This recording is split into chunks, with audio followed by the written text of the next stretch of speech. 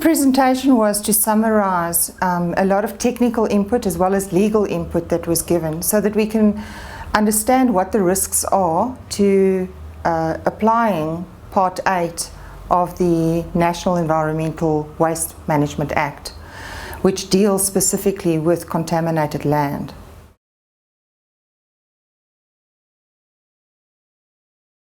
What we've learned is that the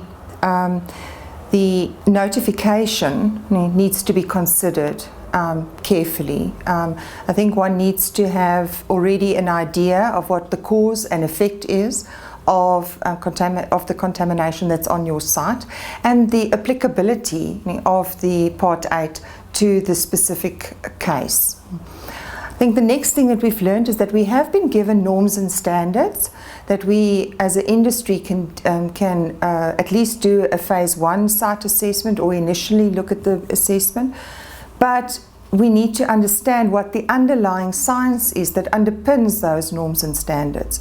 And based on that, one can then see whether those norms and standards apply to the specific site. If they don't, or if there are site-specific conditions that render those norms and standards inapplicable based on, say, clay content or whatever the case may be, one needs to be careful because those norms and standards can then, or those norms or values that's been set, trigger values, can either over or underestimate the risk that is posed to the environment and hence your financial and reputational liabilities.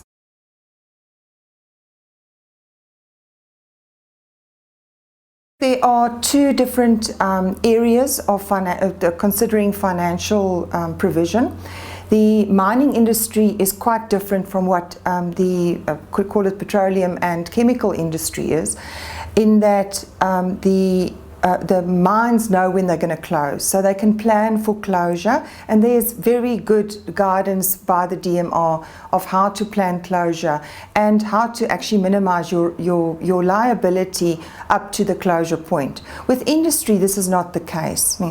They do not have the luxury to know when is operations changing. They also don't have a crystal ball, so they don't know when conditions will change where they have to close down rapidly. So I think there it's even more important that they understand the quantum of the liabilities, the environmental liabilities and contaminated land liabilities that they're sitting with, so that they can have a phased and tiered approach of handling it, dealing with the most, the